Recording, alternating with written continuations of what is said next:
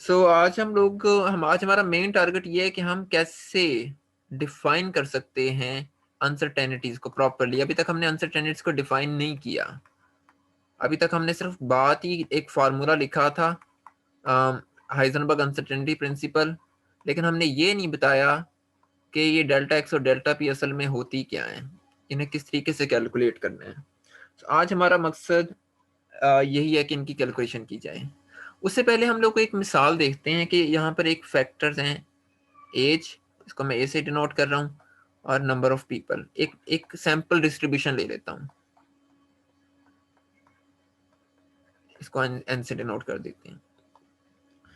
As हमारे पास है 14 है, 15 है, 16 है, 20 है, 21, 22। ये मेरा एक छोटा सा सैंपल सेट है। इसमें कह देता हूँ कि मेरे पास एक शख्स ऐसा है जिसकी एज 14 ईयर्स है, एक की 15 है, तीन की 16 साल है, दो की 20 साल है, चार की 21 साल है और पांच की 22 साल है। अगर आपने इस इस चीज की प्रोबेबिलिटी निकालनी हो कि आपके पास किसी एक एज के कितने लोग मौजूद हैं, इनकी कितनी प्रोबेबिलिटी, तो आप क्या करेंगे? उस एज के लोगों को कैलकुलेट करेंगे और उसको टोटल नंबर ऑफ एन से डिवाइड कर देंगे। आप इसी तरीके से प्रोबेबिलिटी फाइंड करेंगे।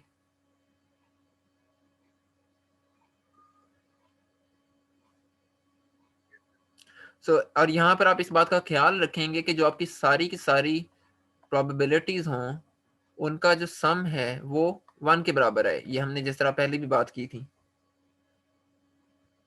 अच्छा, अब सवाल यहाँ पर हमारे पास ये है कि इसमें सबसे ज्यादा प्रोबेबिलिटी किस एज की है?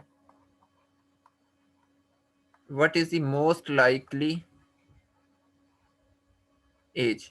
हाँ जी, किस चीज की पॉसिबिलिटी सबसे ज्यादा है?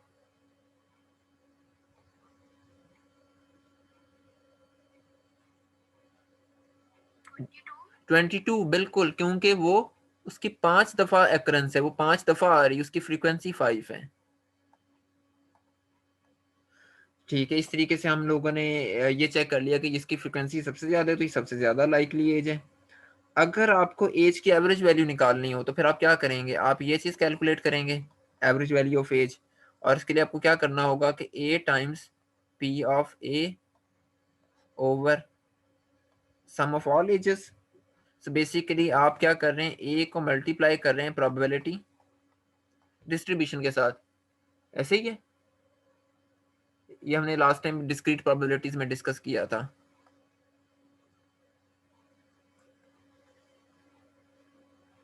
आपने अगर एवरेज या वेटेड एज निकालनी हो तो आप इसी फॉर्मूले से निकालेंगे ना।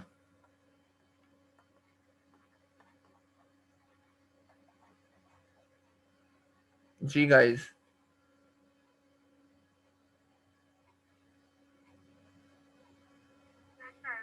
और इसमें आप कैलकुलेशन करें, आप ये चेक कीजिएगा, ये लाजमी आंसर आपकी प्रैक्टिस होगी। ये आपके पास आंसर 19.4 आता है।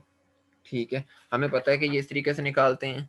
इसी तरीके से अगर हम दोबारा से असल में चीज़ों को डिस्कस कर रहे हैं। इसी तरीके से अगर हमें ये निकालनी हो कि अगर कोई हमसे ये पूछे व्हाट इज द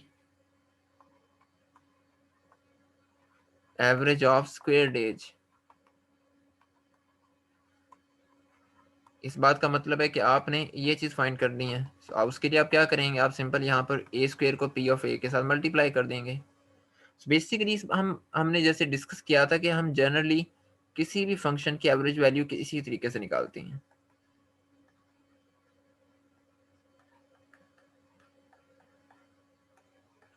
ये आपके पास एक जनरल फार्मूला है किसी भी चीज़ की एवरेज वैल्यू कैलकुलेट करने का। ठीक है, अब एक सवाल हमारे पास अब यहाँ पर यह आता है, मैंने जिस तरह ए स्क्वेयर भी फाइंड किया है, अभी हमने ये दो चीज़ें फाइंड की हैं, ए और ए स्क्वेयर। अब सवाल ये है कि क्या ये दोनों नंबर बराबर हैं? अगर मैं स्क्वेयर को इन ब्रैकेट्स के अंदर लिखूं या बाहर लिखूं तो कोई फर्क पड़ेगा?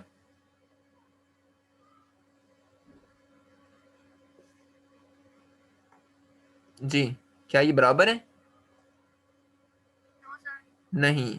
ये हमें कहां से पता लग रहा है? ये हमें बेसिकली ये स्क्वेयर बता रहा है, क्योंकि ये जो आपके पास सिंपल ये नंबर है, इसकी वजह ये होती है कि जो आपके पास ये नंबर है, ये तो आपके पास पॉजिटिव भी हो सकता है और नेगेटिव भी हो सकता है। लेकिन सबसे बड़ा मसला ये है अभी लेकिन, और ये जो आपके पास ए स्क्वायर की क्वांटिटी है ये तो हमेशा पॉजिटिव रहेगी, इस बात से फर्क नहीं पड़ता कि ये इनिशियली आपके पास ए पॉजिटिव आ रहा है या नेगेटिव आ रहा है। लेकिन अगर यहाँ पर ए नेगेटिव है तो एवरेज नेगेटिव आएगा, ए पॉजिटिव है तो एवरेज पॉजिटिव आएगी, लेकिन ए स्क्वायर का एवरेज हमेशा पॉजिटिव रहेगा। तो लिहाजा ये दोनों नंबर बराबर तो हो नहीं सकते। अच्छा, ये चीज़ें हमारे सामने हैं और हमने पहले भी जिस तरह डिस्कस किया है, मैंने शायद आप लोगों की क्लास में इन चीज़ों को डिस्कस किया हुआ है कि हमने उस दिन डिफाइन किया था कि अनसर्टेनिटीज कैसे कैलकुलेट करेंगे। So how do we characterise, मैंने आप लोगों की क्लास में डिस्कस किया हुआ ये चीज़ों को।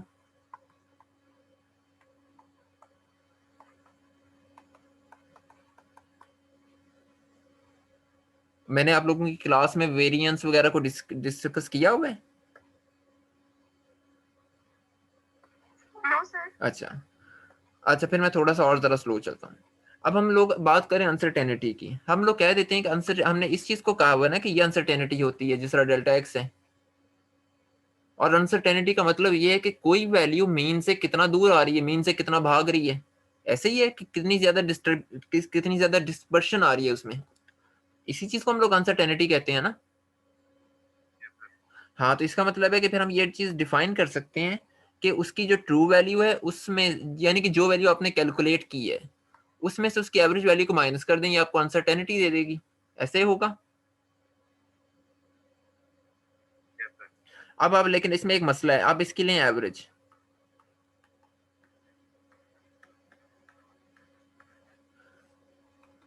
ए माइनस ए, और ये जो बाहर वाली ब्रैकेट्स आपके पास आ रही हैं ये डबल एवरेज। लेकिन अब इसमें मसला ये है कि डबल एवरेज का मतलब सिंगल एवरेज होता है, तो इसका मतलब ये हुआ कि आपके पास डेल्टा ए किसके बराबर आ गया, 0 के। ये तो काम खराब हो गया। अगर आपने ये वाली क्वांटिटी लिखी हुई है तो आप ये कह रहे हैं कि ये नंबर आपके पास 0 के बराबर है, तो फिर तो यहाँ पर 0 होना चाहिए, फिर तो ये इक्वालिटी होल्ड ही नहीं करती। ऐसे है ना। तो इसका मतलब है कि ये चीज हमारे पास, तो ये जो डेफिनेशन है ये हमारे किसी काम की नहीं है। हमें अब यहाँ पर कुछ और करना होगा, हमें कोई और डेफिनेशन चूज करनी होगी। हम यहाँ पर डिफाइन करते हैं, इस डेफिनेशन की जगह हम यूज करते हैं स्टैंडर्ड डेविएशन को। हम अनसर्टेनिटीज को डिफाइन करते हैं स्टैंडर्ड डेविएशन की फॉर्म में। अभी हम देखते हैं कि स्टैंडर्ड डेविएशन होती क्या है। इसकी डेफिनेशन ये होती है कि आपने ये चीज करनी है कैलकुलेट। अच्छा, ये चीज है क्या, आपने ये लिखा है कि डेल्टा ए बराबर है, यही वाली डेफिनेशन यूज कर रहे हैं, लेकिन हम इसको अनसर्टेनिटीज के लिए ऐसे यूज नहीं करेंगे। हम ये करते हैं कि पहले इसका लेते हैं स्क्वायर और फिर इसकी लेते हैं एक्सपेक्टेड वैल्यू। अब इसको कैलकुलेट करते हैं कि ये किसके बराबर आता है आपके पास। अच्छा, सबसे पहले आपको क्या करना होगा, आपको इसका स्क्वायर ओपन करना है।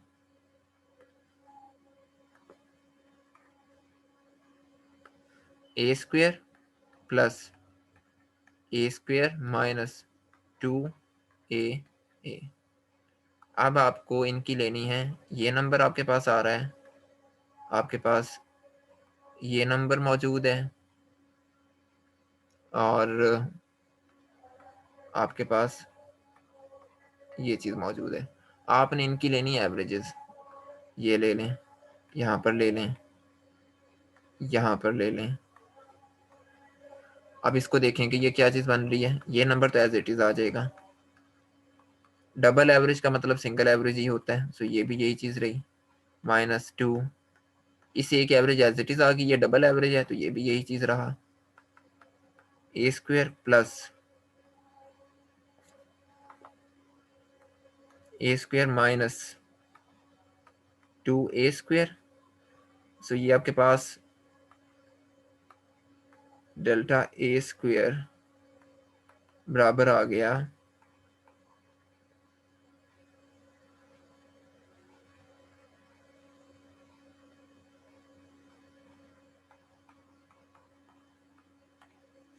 इसके। तो इस एवरेज वैल्यू को लिखने की जरूरत नहीं है साथ में हमें, क्योंकि हमने इसको इस चीज़ को हमने डिफाइन इस तरीके से कर लिया, उस लिहाजा हमें इसको बार बार लिखने, या अगर हम लिखना भी चाहें तो इसको लिख लें अगर ये लिखना भी है तो। सो बेसिकली इस पूरी क्वांटिटी को हम नाम देते हैं सिग्मा स्क्वायर का। ठीक है, अब हमने डेल्टा को किस में कन्वर्ट कर दिया, सिग्मा स्क्वायर में। यहां से आपके पास सिग्मा की वैल्यू क्या आएगी, ए स्क्वायर। ये सिग्मा के साथ में ए का सब्सक्रिप्ट लगा देता हूं कि हम ए के लिए कैलकुलेशन कर रहे हैं।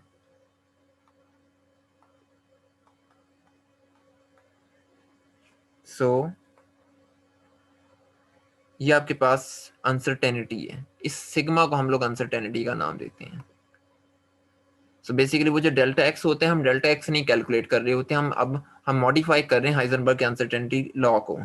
उसकी जो असल फॉर्म है वो सिग्मा की फॉर्म में आती है। हम उसको डेल्टा एक्स क्यों नहीं लेते, क्योंकि हमने देखा था कि डेल्टा एक्स तो आपको जीरो दे रहा है, ये डेल्टा एक्स आपको जीरो दे रहा है ना यहाँ पर। सो जिसकी वजह से हम ये इसको नहीं यूज कर सकते।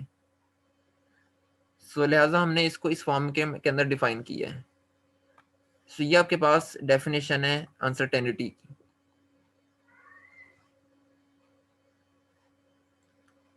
सो अभी तक जो हमने मतलब काम किया है, जिसको मैं डेल्टा ए कह रहा हूँ, वो हमने ये लिखा है। आप फिलहाल सिग्मा को बेशक भूल जाएं, वो सिर्फ नोटेशन है। ये नंबर आपके पास जीरो नहीं है कि ये जीरो है, ये नंबर आपके पास जीरो के बराबर नहीं हो सकता, क्योंकि जीरो के बराबर होने के लिए क्या होना पड़ेगा, ये उसी वक्त जीरो के बराबर हो सकता है if delta A is zero, if A square is equal to A square. ये तो पॉसिबल नहीं है, ऐसे ही है। Yes sir. तो लिहाजा इसका मतलब है कि ये एक वैलिड डेफिनेशन है अनसर्टेनिटी की। सो अगर आपने पोजीशन के लिए अनसर्टेनिटी कैलकुलेट करनी हो तो हम लोगों ने वो फार्मूला जिस तरह मैंने वहां पर भी दिया था, हम इसको इस तरीके से लिखते हैं एक्स स्क्वायर माइनस, इसलिए हम लोग एक्स स्क्वायर की एक्सपेक्टेशन वैल्यू में इतना ज्यादा इंटरेस्टेड होते हैं, क्योंकि जब तक हमारे पास एक्स स्क्वायर ना आए हम लोग अनसर्टेनिटी नहीं निकाल सकते। सिमिलरली आप मोमेंटम के लिए डिफाइन कर सकते हैं,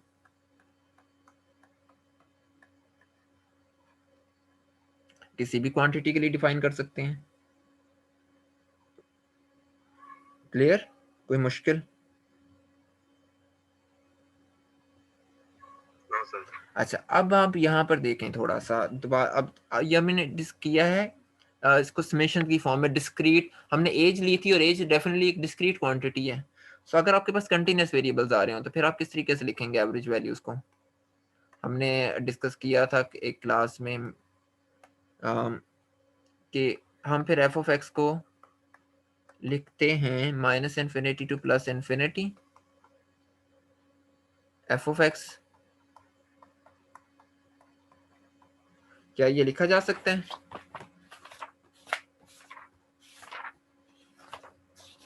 यस सर।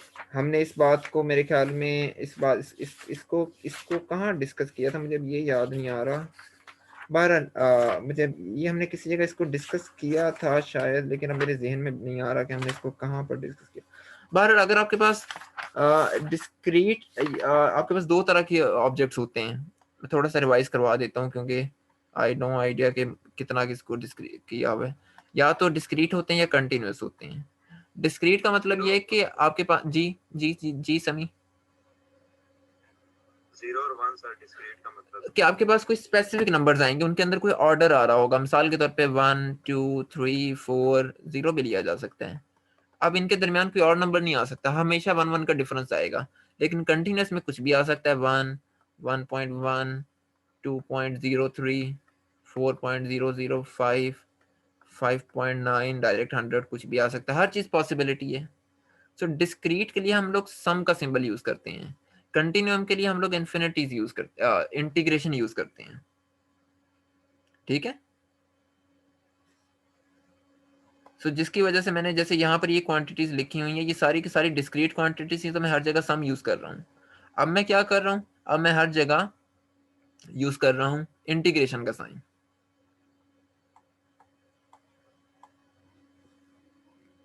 सो ये आप इस तरीके से इंटीग्रेशन के अंदर अगर आपने एवरेज लेनी तो आपको सिर्फ उसकी प्रोबेबिलिटी से मल्टीप्लाई करना है और आप पूरे इंटीग्रल के ऊपर सम कर देंगे, पूरी रेंज के ऊपर, पूरी बाउंड्री के ऊपर सम कर देंगे।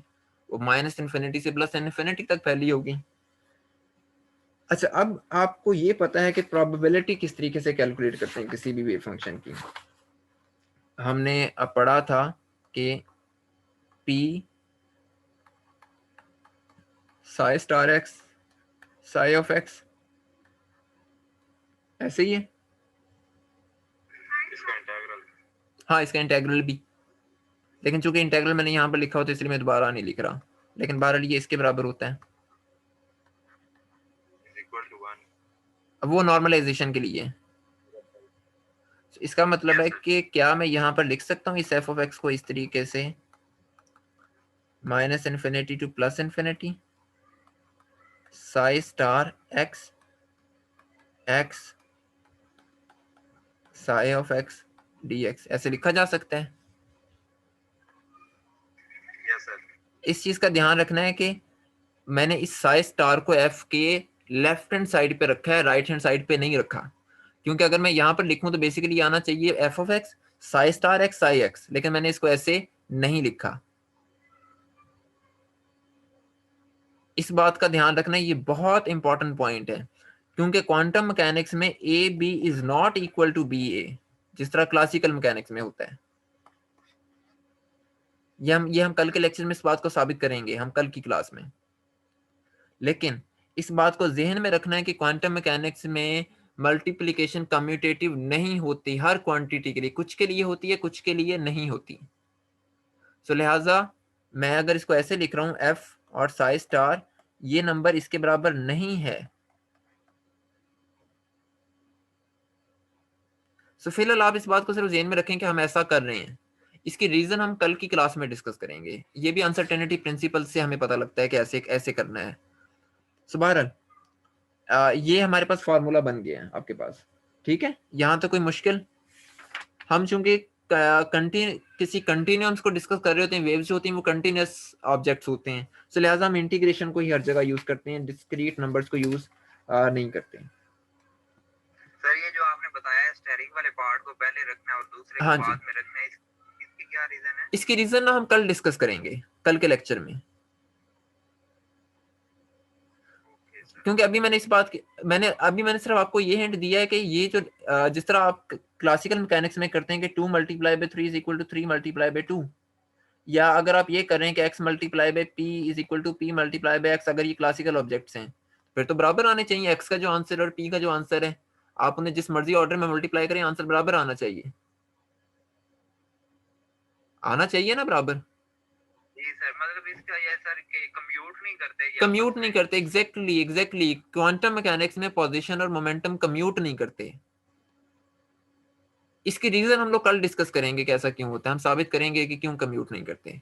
एग्जैक्टली यही पॉइंट है। और ये कम्यूट ना करने की वजह ये होती है कि हम ये वाली बात कर रहे हैं कि डेल्टा एक्स और डेल्टा पी के दरमियान ये इनइक्वालिटी आती है, इनके कम्यूट ना करने की वजह से ही है। हर वो दो क्वांटिटीज जो आपस में कम्यूट नहीं करती वो अनसर्टेनिटी प्रिंसिपल को कॉरेस्पॉन्ड करती हैं, और उनको कॉम्प्लीमेंट्री वेरिएबल्स कहते हैं, उनको कॉन्जुगेट वेरिएबल्स कहते हैं, जो कम्यूट नहीं करती। जो कम्यूट करती हैं उनके दरमियान अनसर्टेनिटी होल्ड नहीं करती, उन्हें आप एग्जैक्टली प्रिसाइजली मेजर कर सकते हैं। सर इसका मतलब जब डेल्टा एक्स और delta P two different quantities हैं, तो सर अगर हम डेल्टा एक्स और डेल्टा पी की जगह पे फर्ज कर लें कि वो भी डेल्टा एक्स है, तो फिर ये कम्यूट कर जाएंगे आपस हाँ, में? फिर करेंगे, क्योंकि वो कॉन्जुगेट वेरिएबल्स नहीं एक दूसरे के, फिर ये जीरो आएगा, ओके सर। फिर ये जीरो आएगा। आपने बिल्कुल ठीक बात की, और यही असल में अनसर्टेनिटी प्रिंसिपल की बेसिस है कि हाइजेनबर्ग का मेन आइडिया ये था कि हर सारी क्वांटिटीज क्वांटम मैकेनिक्स में कम्यूट नहीं करती। अब हम अभी हम देखेंगे कि ये असल में जिसको हम पोजीशन कह रहे हैं, जिसको हम एक्स कह रहे हैं, ये पोजीशन नहीं होती, जिसको हम पी कह रहे हैं, जिसको हम मोमेंटम कह रहे हैं, ये मोमेंटम नहीं होता, ये ऑपरेटर्स हैं। अभी हम इनका स्टेटस चेंज करेंगे अगले लेक्चर में जाके, अभी मैं इनको सिर्फ क्वांटिटीज कह रहा हूँ। असल में ये वो क्वांटिटीज नहीं है जिनको क्लासिकल मैकेनिक्स में डिस्कस करते हैं। ये यहाँ पर वेक्टर्स या स्केलर्स नहीं है, ये ऑपरेटर्स हैं। अब हम इनको इनको ऑपरेटर्स के अंदर कन्वर्ट करेंगे आहिस्ता आहिस्ता। जब आपके पास एक दफा ऑपरेटर बन जाएंगे, फिर मैं ये कह सकता हूँ ये इस हालत में तो ये बराबर होता है, लेकिन अगर मैं इनके ऊपर हैट का सिंबल लगा के कहूंगा कि ये ऑपरेटर्स हैं, और फिर मैं ये कहूंगा कि ये चीज इसके बराबर नहीं होती। हैट लगाने का मतलब है कि ये क्लासिकल क्वांटिटीज नहीं है, ये क्वांटम मैकेनिकल क्वांटिटीज है, और इनको ऑपरेटर्स कहते हैं। ऑपरेटर्स के ऊपर हमने कल डिस्कशन करनी है सारी। मतलब सर ये कोई स्पेसिफिक ऑपरेटर हो सकता है एनर्जी का या? हाँ एग्जैक्टली एग्जैक्टली, ये क्लासिकल क्वांटिटीज नहीं है, ये क्वांटम मैकेनिक्स में हम इनको और तरीकों से डिफाइन करते हैं, ये स्पेसिफिक और स्पेशल को चीजें हैं। तो सर हम जब एनर्जी के ऑपरेटर को अप्लाई करेंगे तो उसकी आइगन वैल्यू एनर्जी की आएगी हाँ एग्जैक्टली क्वांटम में? एग्जैक्टली, एनर्जी का जो बेसिकली ऑपरेटर होता है उसको हैमिल्टोनियन कहते हैं, टोटल एनर्जी। Yes sir. अभी हम आहिस्ता आहिस्ता हम ना स्टेप बाय स्टेप इनका स्टेटस चेंज करेंगे, और जब हम एक दफा इनको क्लासिकल क्वांटिटीज को चेंज करके क्वांटम क्वांटिटीज बना लेंगे जिनको हम ऑपरेटर्स का नाम दे रहे हैं, फिर हम न्यूटन लॉज ऑफ मोशन की तरह की इक्वेशन बनाएंगे, या न्यूटन लॉ ऑफ मोशन की तरह के लॉज बनाएंगे जिनको श्रोडिंगर इक्वेशंस कहते हैं। वो प्रॉब्लम हम नेक्स्ट वीक तक ये सारा काम कर लेंगे, या हो सकता है कि कल की क्लास में भी एक लॉ ड्राइव कर लें, तो फिर हमारा ये सारा काम आगे चलेगा। तो इसलिए फिलहाल ये चीज ये बहुत बहुत इंपॉर्टेंट पॉइंट है कि आपने इसको psi star F of X I लिखना है। अब आप इसको उस तरीके से नहीं लिखेंगे कि आप इसको ऐसे लिख लें, ये हर जगह पर ये चीज नहीं अप्लाई की जा सकती, ये कुछ जगहों पर तो ये फॉर्मूला ठीक काम करता है, लेकिन मोमेंटम कैलकुलेट करेंगे इस तरीके से तो बिल्कुल गलत रिजल्ट देगा। सो बेसिकली सर ये हम, प्रोबेबिलिटी है ना ये वाली? हाँ बेसिकली, लेकिन हम इसको अब इस तरह मॉडुलस स्क्वायर हर फॉर्म जगह पर नहीं लिख सकते। पोजीशन के लिए लिखा जा सकता है, लेकिन मोमेंटम के लिए नहीं लिखा जा सकता, इसलिए हम हर जगह पर ये वाला फॉर्मूला प्रेफर करेंगे। ये भी थोड़ी देर में आपको क्लियर हो जाएगा कि इससे फर्क क्या पड़ता है। जब हम मोमेंटम की वैल्यू निकालेंगे तो फिर हमें अंदाज पता लग जाएगा कि क्या मसला आ रहा है। सर ये ऐसे ये कम्यूट नहीं करते आपस में, कम्यूटेटिव नहीं होते, तो ये सर डिस्ट्रीब्यूटिव भी नहीं होंगे, फिर सारी प्रॉपर्टीज ये होल्ड नहीं करेंगे? वो देखना पड़ेगा डिस्ट्रीब्यूटिव होल्ड करता है या नहीं करता, कुछ चीजें करती हैं कुछ नहीं करती हैं, लेकिन यूजली नहीं करेंगे। अगर कम्यूटेटिव नहीं है तो फिर डिस्ट्रीब्यूटिविटी भी होल्ड नहीं करेंगे। एक मिनट, डिस्ट्रीब्यूटिविटी, आप एसोसिएटिविटी कहना चाह रहे हैं या डिस्ट्रीब्यूटिविटी? सर वो वैसे हमने मैथ में पढ़ी थी, डिस्ट्रीब्यूटिव, कम्यूटेटिव, एक एसोसिएटिव, ये तो मेरे क्वांटिटी होती है से A B C is equal to C, A B is equal to B A C, ये एसोसिएटिविटी है। डिस्ट्रीब्यूटिव का मतलब ये होता है,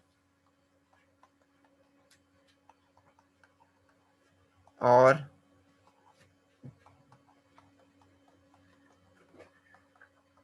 ये डिस्ट्रीब्यूटिव प्रॉपर्टीज हैं। इसमें तो वो ऊपर वाली एसोसिएटिव वाली होगी, क्योंकि हम इसमें मल्टीप्लिकेशन वाला कर रहे हैं तो प्लस वाला सीन इसमें नहीं है। हाँ, लेकिन उसमें भी लाजमी नहीं कि हर एक के लिए ये एसोसिएटिविटी होल्ड करे। सो आप ए बी सी, ये हम बहरहाल ये चीजें हम करेंगे। अब हमें देखना पड़ेगा कि ये जीरो के बराबर आता है या नहीं आता। अगर तो ये जीरो के बराबर आता है फिर इसका मतलब है कि ठीक है एसोसिएटिव है, अगर नहीं आता तो इसका मतलब है कि यहाँ पर अनसर्टेनिटी प्रिंसिपल होल्ड कर रहा है। यहाँ पर भी वो डिपेंड करेगा कि क्या ऑपरेटर्स आ रहे हैं, ये चीजें हम ये हम आगे जाके डिस्कस करेंगे इन चीजों को।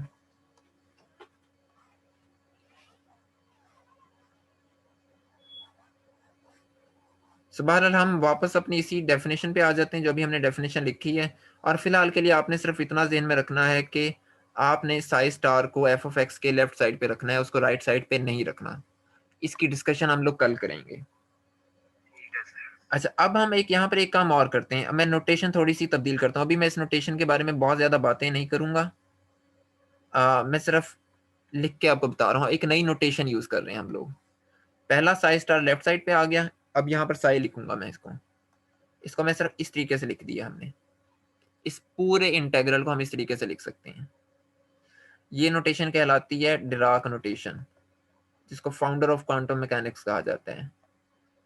इसको ब्राकेट नोटेशन भी कहते हैं।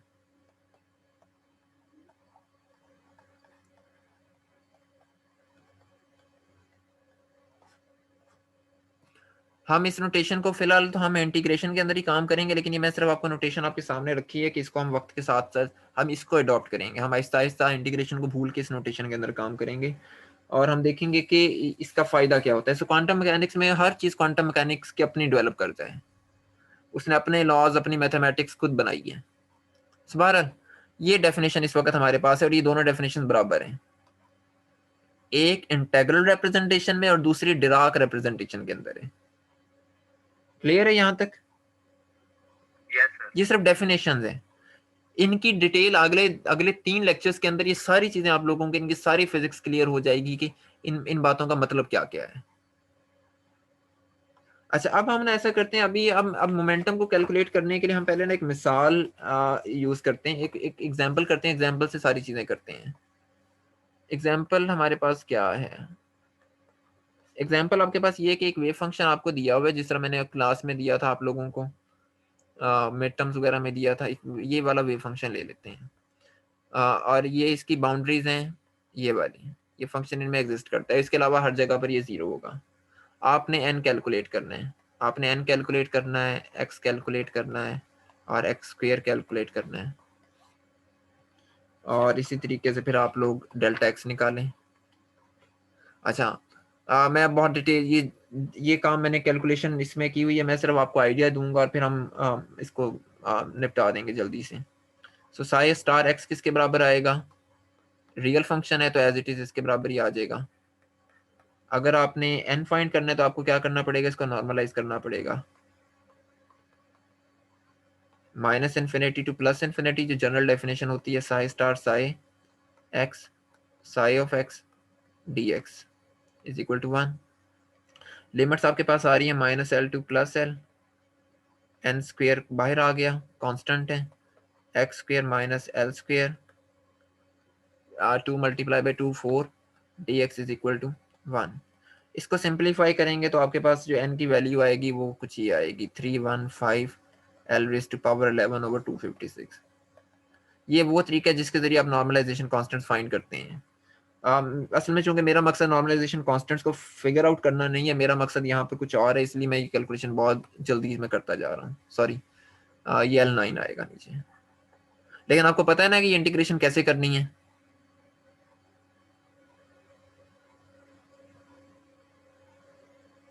सर ये इंटीग्रेशन का जो प्रॉब्लम है, ये तो सिंपल सा फंक्शन है, इसमें हो जाती है जो एक्सपोनेंशियल फंक्शन आते हैं, उन जैसे में दिया हुआ था e की power kx minus omega t का स्क्वायर, तो इस तरह की इंटीग्रेशन थोड़ी सी प्रॉब्लम करती है, बाकी सर सारा हो जाता है। और असल में इसके लिए आपको प्रैक्टिस करने की जरूरत होगी, निशान से कहीं वो आपके ट्यूटोरियल्स अरेंज करें इंटीग्रेशन पे, क्योंकि क्वांटम मैकेनिक्स में सिर्फ आगे इंटीग्रेशन ही है, हमने हर जगह पर इंटीग्रेशन करनी है। सो इंटीग्रेशन तो आपको इसकी तो आपको खुद से प्रैक्टिस करनी पड़ेगी इंटीग्रेशन की। अच्छा, बहरहाल एक इंटीग्रेशन की टेक्निक जो मैं आपको मैंने पहले भी एक दफ़ा बताई हुई है, अगर हमने एक्स फाइंड करना है, सो एक्स के लिए मैं ये वाला फार्मूला यूज़ कर सकता हूँ, इससे फ़र्क नहीं पड़ेगा, या तो मैं ये लिखूँ या फिर मैं ये लिखूँ, दोनों फार्मूले एक्स के लिए कम से कम इक्विवेलेंट हैं।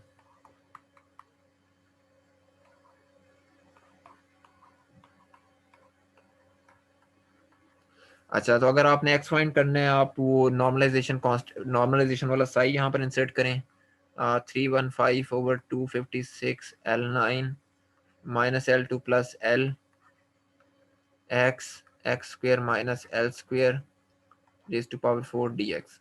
अब इसको तो चेक करना बहुत आसान है, ये आपके पास सिमेट्रिक फंक्शन आ रहा है, माइनस एल से प्लस एल तक जा रहा है, और ये फंक्शन इवन है या ऑड है?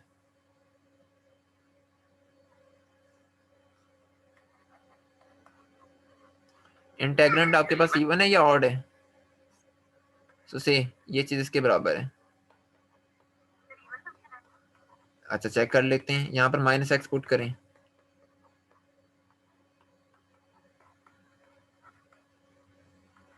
ये क्या आता है? तो इवन ही आएगा इसके नहीं, एफ ऑफ माइनस एक्स किसके बराबर आ रहा है? माइनस एफ ऑफ एक्स के। यस सर, तो ये और क्या है? होगा ऑड है। और अब देखें, एक तो ये ऑड है, लिमिट्स क्या आ रही है? सिमेट्रिक आ रही हैं, माइनस एल से प्लस एल तक जा रही हैं, सिमेट्रिक है ना? Yes sir. इसका आंसर डायरेक्टली जीरो है, कैलकुलेट करने की ज़रूरत ही नहीं है। मैंने आपको पेपर में ऐसा ही एक सवाल दिया था जिसका एक 0 आ रहा था, आप लोगों ने पता नहीं वहाँ पर क्या क्या निकाला हुआ है। जीरो ही निकाला था इसमें। बहुत से लोगों ने इसका भी 0 निकाला, बहुत से लोगों ने इसका 0 नहीं निकाला हुआ। आई डोंट नो कि उन्होंने क्यों नहीं, हालांकि वो तो मैंने बड़ा सीधा सा आपको प्रॉब्लम दी थी मिड टर्म के अंदर। सो बहरहाल इसी तरीके से जी जी जी सर e की power minus x square over 2a square वाला जो था। हाँ जी, तो बहुत सीधा सा काम था। इसी तरीके से आप लोग एक्स स्क्वायर भी फाइंड कर सकते हैं। सो बहरहाल यहाँ पर एक्स की जगह एक्स स्क्वायर पुट करें यहाँ पर, और वो फंक्शन आपके पास इवन होगा तो उसको 0 नहीं आप कह सकते हैं। क्योंकि वो 0 होने का मतलब क्या है, अच्छा मैं अभी ये चीज़ भी बताता हूँ। तो अच्छा इसको सिंप्लीफाई करेंगे तो आपके पास आंसर एल स्क्वायर बाय 11 आएगा। अच्छा, जब आप लोग ये कहते हैं ना कि आपने, बहुत सारे लोगों ने ये चीज़ लिखी हुई थी कि डेल्टा एक्स को जब मैंने पूछा हुआ है, मैंने फॉर्मूला ये दिया हुआ है, और आप लोगों ने ये लिखा ये भी 0, ये भी 0 और ये इज इक्वल टू 0। आप में से मेजोरिटी ने जो गलती की हुई है, आप लोग खुद सोचें कि अगर ये चीज़ मैं लिख रहा हूँ, अनसर्टेनिटी, आपने अनसर्टेनिटी के एक्स के अनसर्टेनिटी को 0 कर दिया है। सो हम आसानी के लिए यहाँ पर इक्वल का साइन लगा लेते हैं, h बार बाई 2। आप लोगों ने ये कह दिया कि डेल्टा एक्स 0 है, सो ये चीज़ फिर क्या बन गई, इन्फिनिटी। इसका मतलब है मोमेंटम के अंदर इंस्टेंटेनिटी इनफाइनाइट है। आप तो उस बॉडी का मोमेंटम कभी भी कैलकुलेट कर ही नहीं सकते, ये तो फिजिकल सिनेरियो ही नहीं है। सो लिहाजा आप लोगों ने, आई डोंट नो कि आप लोग थोड़ा सा अगर इस चीज़ के ऊपर सोचते तो आपको खुद अंदाजा हो जाता कि आप जिस तरीके से डेल्टा एक्स आपने अगर डेल्टा इनको 0 कर दिया दोनों को, तो वो गलत है। मोमेंटम 0 होने का मतलब ही कुछ नहीं है, वो तो एक इमेजरेबल क्वांटिटी है। इसका मतलब उसे आप किसी भी साइंस में डिस्कस ही नहीं कर सकते, किसी फिजिकल सिचुएशन के साथ मिला ही नहीं सकते। सो आई डोंट नो कि आप लोगों ने बगैर सोचे समझे सवाल क्यों अटेम्प्ट किए थे। बहुत से लोग, मेजोरिटी ने, आधी क्लास ने तकरीबन इस तरीके से ये क्वेश्चन अटेम्प्ट किया हुआ था। सो बहरहाल अब आप देखें कि इस सिचुएशन के लिए डेल्टा एक्स क्या बनेगा, x square minus x square. ये चीज़ आपने कैलकुलेट किया एल स्क्वायर बाई 11, और ये चीज़ आपने कहा है कि 0 के बराबर है। सो डेल्टा एक्स आपके पास आ गया L over square root of 11। ये तो आपने निकाल लिया एक्स। यहाँ तक क्लियर है सबको?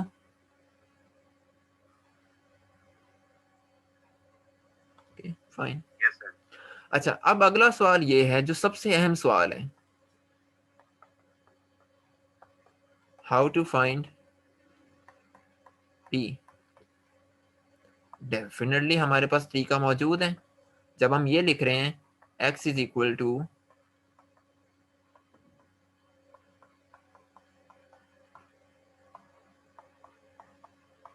सो क्या हम इसी तरीके से लिख नहीं सकते?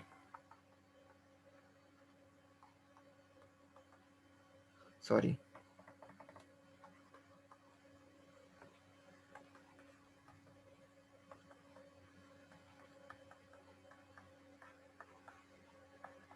क्या हम ये लिख नहीं सकते?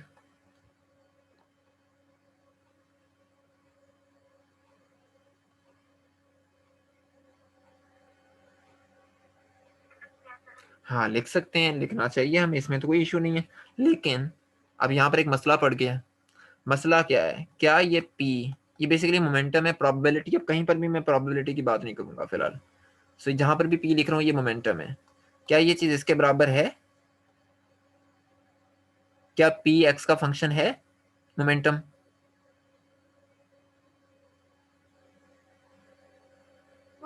नहीं। अगर ये फंक्शन नहीं है तो इसका मतलब है कि मैं फिर पी को तो बाहर लेके जाना चाहिए मुझे।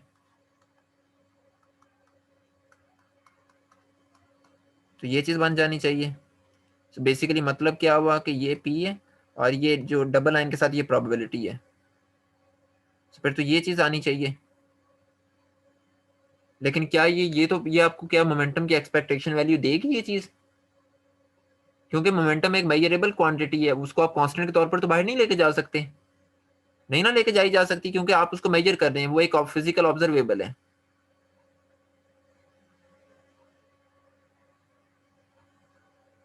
कि लेके जाया जा सकता है। ये एक इंपॉर्टेंट पॉइंट है, इसीलिए मैं यहाँ पर रुक रहा हूँ। ये एक बहुत इंपॉर्टेंट चीज है।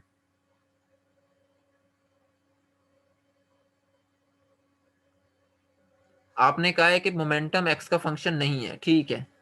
अगर ये एक्स का फंक्शन नहीं है तो फिर ये कांस्टेंट नंबर होगा। अगर ये कांस्टेंट है तो इसको बाहर लेके जाएं। अगर बाहर लेके जाएंगे तो फिर आप एक्सपेक्टेशन वैल्यू कैसे कैलकुलेट करेंगे मोमेंटम की? क्योंकि क्या सर ये क्यों एक तरह का ये तो मेरे ख्याल में तो ऑपरेटर है, मोमेंटम ऑपरेटर, तो ये रियल वैल्यू, जैसे हमने कहा था कि फिजिक्स की वैल्यूज रियल होती हैं, रियल नंबर्स होते हैं, तो सर ये तो रियल नहीं होगा तो फिर इसे बाहर क्यों निकालेंगे? हाँ डेफिनेटली, अगर हम बाहर लेके जा रहे हैं तो फिर ये कांस्टेंट है। और क्या इलेक्ट्रॉन का मोमेंटम कांस्टेंट रहता है हमेशा, या किसी वेव का मोमेंटम हमेशा कांस्टेंट रहता है? नहीं, तो इसका मतलब है कि आप इस पी को बाहर लेके नहीं जा सकते। और यहां पर मसला ये है कि आप इंटीग्रेशन किस पे कर रहे हैं, एक्स के ऊपर, और मोमेंटम एक्स का फंक्शन नहीं है, तो क्या इसको इस तरीके से इंटीग्रेट किया जा सकता है? No sir. नहीं कर सकते। ये बात क्लियर है ना सबको कि हम यहाँ पर पी को इंटीग्रेट नहीं कर सकते इस तरीके से, क्योंकि इंटीग्रेशन एक्स के ऊपर है और आप खुद कह रहे हैं कि पी एक्स का फंक्शन नहीं है। फिलहाल हम कह रहे हैं कि पी एक्स का फंक्शन नहीं है। हमें या तो पी की ऐसी वैल्यू फाइंड करनी होगी जो एक्स के ऊपर डिपेंड करती हो, उसे यहाँ पर रखें और फिर आप एक्सपेक्टेशन निकालें। क्लियर? यस। अब हमें ये काम कैसे करना है? इस काम करने के लिए हम पहले मोमेंटम को रीडिफाइन करते हैं। कैसे रीडिफाइन करेंगे? आपने पढ़ा है कि lambda is equal to 2π/k, या आपने इसकी डेफिनेशन पढ़ी है। और डी ब्रोगली के मुताबिक मोमेंटम बराबर होता है h ओवर लैम्डा के। सो h ओवर 2π/k, सो यानी कि h over 2π multiply by k। So यहाँ से h ओवर 2π आपके पास बन गया h बार, और k आ गया एज इट इज। ये मोमेंटम की एक नई डेफिनेशन है जो हम लोगों ने पहले भी जिसको डिस्कस किया हुआ है। और हमने वहां पर देखा था कि ये मोमेंटम एक ऐसे वेव के साथ एसोसिएट होता है जिसका वेव फंक्शन इसके बराबर होता है। वेव पैकेट का आपको याद है? वेव पैकेट,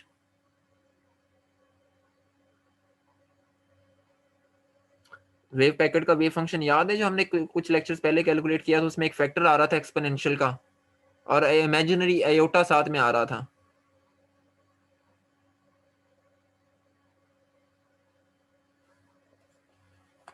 जी,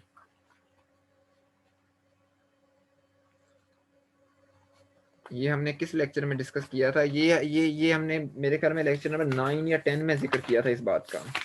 और ये वहां पर मैंने आपको ये रिलेशन कैलकुलेट भी करके दिखाया था। जब हम लोगों ने, हाँ, ये लेक्चर नंबर 9 में जहां पर हम लोग फोरियर सीरीज डिस्कस कर रहे थे, तो वहां पर मैंने एक फंक्शन लिखा था F of X is equal to delta K by square root of 2π sine of delta K X by 2 delta K X by 2 iota K naught X. याद है?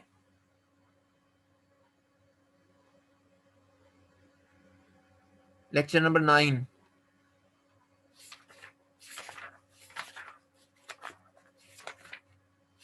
जी, कोई बोल ही नहीं रहा क्लास में।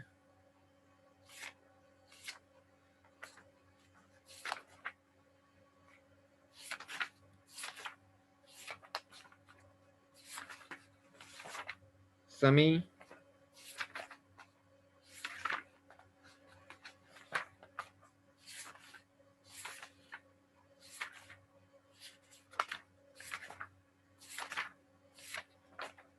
शफकत,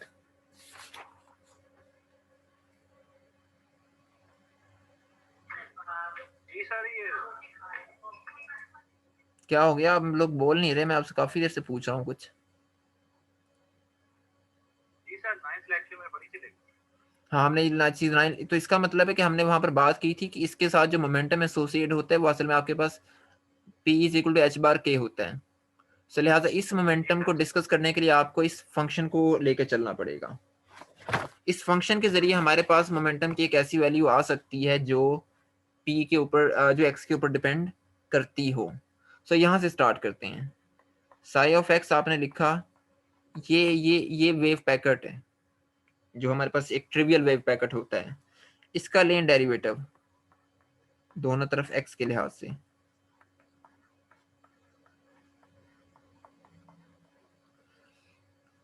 आयोटा के बाहर आ जाएगा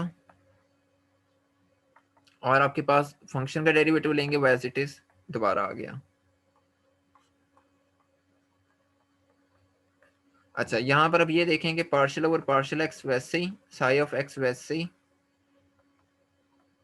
और ये जो ई आयोटा के एक्स है ये भी साई ऑफ एक्स के बराबर है। इस आयोटा को इधर ले जाएं, ये बन जाएगा माइनस आयोटा। ठीक है, जी सर। दोनों तरफ कर दें एच बार से मल्टीप्लाई, कांस्टेंट है हम कांस्टेंट से मल्टीप्लाई कर सकते हैं। एच बार से मल्टीप्लाई कर दिया। अच्छा, अब यहाँ पर minus aorta partial over partial x psi of x, इस चीज को भी हमने कहा है कि ये चीज मोमेंटम के बराबर है। अब आप यहाँ पर ये देखें कि साई ऑफ एक्स तो दोनों तरफ आ रहा है, साई ऑफ एक्स को फिलहाल भूल जाएं। तो इसका मतलब है कि अगर ये left hand side right hand side के बराबर है तो आपके पास मोमेंटम को फिर बराबर होना चाहिए minus aorta H bar partial over partial x के। क्लियर? Yes sir. आप इसके बेशक यूनिट्स निकाल लें, यूनिट्स भी वही आएंगे जो मोमेंटम के यूनिट्स हैं। आप चेक करें, आप इसको चेक कीजिएगा, इसके यूनिट्स वही आएंगे जो मोमेंटम के यूनिट्स हैं। सो अब मैं इसके ऊपर एक थोड़ी सी तब्दीली और करता हूँ। अभी मैं उसको उसका जिक्र नहीं करूंगा, कहीं पर उसको एक्सप्लेन नहीं करूंगा, लेकिन बहरहाल मैं यहाँ पर लिख देता हूँ इन quantum mechanics momentum is an operator. हम कल डिस्कस करेंगे असल में कि ऑपरेटर्स होते ही क्या हैं। सो आप इसके ऊपर साथ क्यों नहीं लिखा? साई को क्यों नहीं लिखा साथ में? जी क्योंकि साई तो इधर भी आ रहा है और इधर भी आ रहा है। अगर हम इनको इक्वेट करें तो पी इसके बराबर नहीं आता सिर्फ। जी ठीक है सर। तो इसलिए हमने तो असल में पी कैलकुलेट करना था ना, तो साई में अगर लिख दूं दोनों तरफ उससे कोई फर्क नहीं पड़ेगा। सो बेसिकली इस बात का मतलब ये है कि ये आपके पास वेव है, जो साई ऑफ एक्स है ये वेव है, आप इसके ऊपर इस मोमेंटम को ऑपरेट करवा रहे हैं। ठीक है सर। इस इन सारी बातों की मैं वजाहत कल के लेक्चर में करूंगा कि ये ऑपरेट करवाने से क्या मुराद है या पी ऑफ साई हमें क्या चीज बता रही है।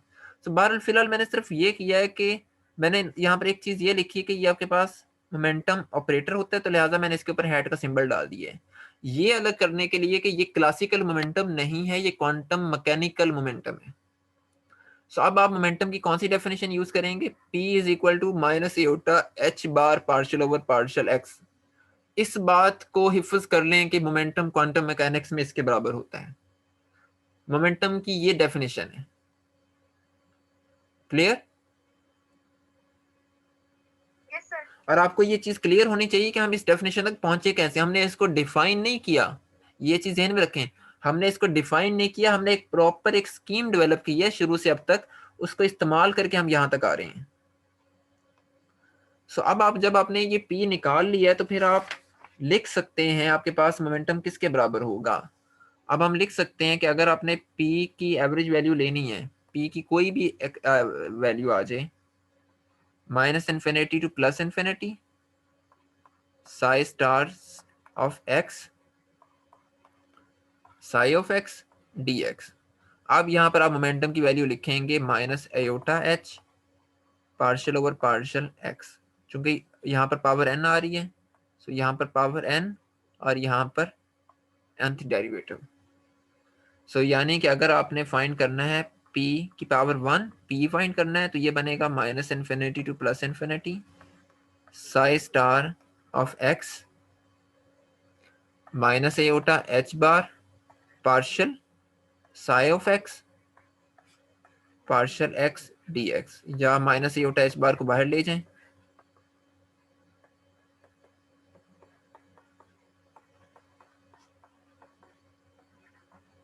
इसी तरीके से अगर आपने पी स्क्वेयर फाइंड करना है, minus infinity to plus infinity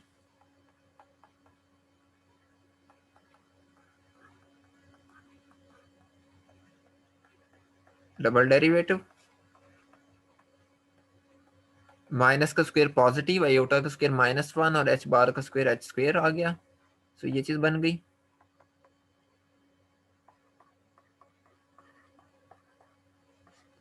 ये आपके पास पी स्क्वायर की वैल्यू आ गई। अब आप खुद यहाँ पर सोचें, जो मैंने शुरू में बात की थी कि आपको इसको लेफ्ट हैंड साइड पे लिखना है, क्या क्या ये दोनों डेफिनेशन बराबर हो सकती हैं? Psi star over x is equal to psi star और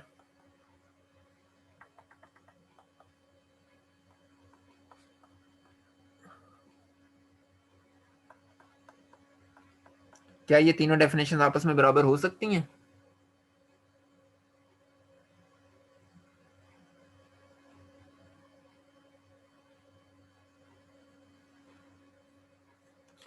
जी, क्या ये तीनों डेफिनेशन आपस में बराबर हो सकती हैं? सर नहीं। नहीं हो सकती हैं। इसीलिए मैंने शुरू में बात की थी कि आपको साई स्टार बाहर लिखना, लेफ्ट हैंड साइड पे लिखना है, क्योंकि मोमेंटम के अंदर एक डेरिवेटिव आता है। वो डेरिवेटिव डेफिनेटली आपने हर चीज का डेरिवेटिव तो बराबर नहीं आएगा, आपको किसी एक खास फंक्शन का डेरिवेटिव लेना होगा। सो अगर आप डेरिवेटिव डिफरेंट कर देंगे तो फिर आंसर सेम नहीं आएंगे, आंसर एग्जैक्ट नहीं आएंगे जो आने चाहिए। सो लिहाजा हम इंटेंशनली ये फार्मूला इस फॉर्म के अंदर लिखते हैं, ये वाला, कि हम एफ ऑफ एक्स को साई स्टार और साई के दरमियान में रखते हैं। एक्स के लिए फर्क नहीं पड़ता क्योंकि एक्स में कोई डेरिवेटिव नहीं आ रहा, लेकिन जहां पर डेरिवेटिव आता है वहां पर हमें ऑर्डर्स का ध्यान रखना पड़ता है, खास तौर पर बहुत ज्यादा। सो इनको कर देते हैं इरेज। अब आप इन फार्मूलाज के जरिए कैलकुलेट करें, ये फार्मूलाज तो आपको रट जाने चाहिए। अब आप इनके जरिए कैलकुलेट करें और फिर आप मोमेंटम के अंदर अनसर्टेनिटी निकाल सकते हैं। सो अब आपने करना ये है कि अब आपने वो जो मैंने अभी एग्जांपल ली थी ये वाली, अब मैं सिर्फ उसके रिजल्ट्स लिख रहा हूँ, आप लोग इनको चेक कर सकते हैं। मैं इसकी ये हमने लिया था n X square minus L square square psi star X n, इसका डेरिवेटिव ले लें partial psi over partial X. So ये आपके पास बराबर आएगा 4nx, इसके बराबर आ जाएगा, सॉरी यहाँ पर ये पावर नहीं आएगी। इसी तरीके से इसका डबल डेरिवेटिव लें और वो सारी चीज़ें कैलकुलेट करें। तो आपके पास अगेन जो पी स्क्वेयर की वैल्यू आए, जो पी की वैल्यू आएगी माइनस ए होता, मैं डायरेक्ट काम कर रहा हूँ, ये आप चेक कर सकते हैं। Minus L to plus L 4x, यहाँ पर ये इंटेग्रेंट क्या है, इवन है या ऑड है? Sir even. ऑड x आ रहा है,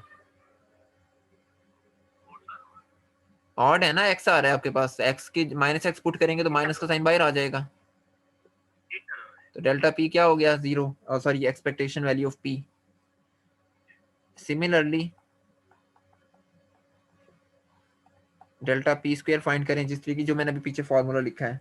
सो डेल्टा पी स्क्वायर आपके पास आएगा 3h bar square by L square. So then corresponding के लिए इस तरीके से आप डेल्टा पी निकाल सकते हैं, वो आपके पास आ जाएगा square root of 3h bar by L. और अब आप चेक कर लें डेल्टा एक्स और डेल्टा पी अनसर्टेनिटी। एक्स के अंदर अनसर्टेनिटी आ रही थी 3/11 h बार, अभी फाइनल ये आंसर, ये आपके पास आंसर आता है, और ये बड़ा है h बार बाय 2 से। सो लिहाजा ये अनसर्टेनिटी प्रिंसिपल को भी सेटिस्फाई कर रहा है, ये h बार बाय 2 से बड़ी वैल्यू है, क्योंकि ये जो स्क्वायर रूट ऑफ 3/11 है ये असल में ग्रेटर है 0.5 से। so ये बेसिकली इंडिकेट कर रहा है कि आपके अनसर्टेनिटी रिलेशन होल्ड कर रहा है। सो ये वो तरीका है जिसके जरिए हम अनसर्टेनिटीज वगैरह कैलकुलेट कर सकते हैं।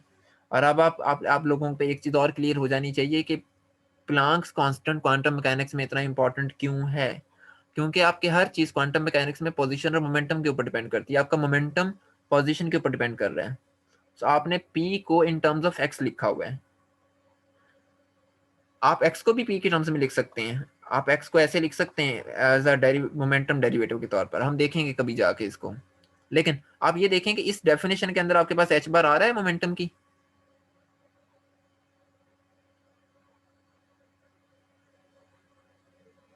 So that's why quantum mechanics की हर कैलकुलेशन के अंदर h बार का फैक्टर आता ही आता है, जिसकी वजह से क्वांटम मैकेनिक्स में प्लांक्स कांस्टेंट बहुत इंपॉर्टेंट फैक्टर है। वो सिर्फ E = hf में नहीं आता, वो तो बहुत ही एक बेसिक इक्वेशन है इसकी। अब तो हम उसको किसी जगह पर डिस्कस भी नहीं करेंगे खैर क्वांटम मैकेनिक्स को डेवलप करते हुए। सो लेकिन पूरी की पूरी क्वांटम मैकेनिक्स आपके पास एच बार के ऊपर डिपेंड कर रही होती है, हर जगह पर आपके पास एच बार आएगा। सो दैट्स वाई कि प्लांक कांस्टेंट इतना इंपॉर्टेंट रोल प्ले करता है क्वांटम मैकेनिक्स में। सो ये चीज़ें थी जो हमने आज डिस्कस करनी थी। इसमें ये कैलकुलेशन जो मैंने बीच में छोड़ दी हैं चीज़ें, ये आप लोग लाजमी करें, और इसमें कोई सवाल हो तो मेरे से डिस्कस कर लीजिएगा।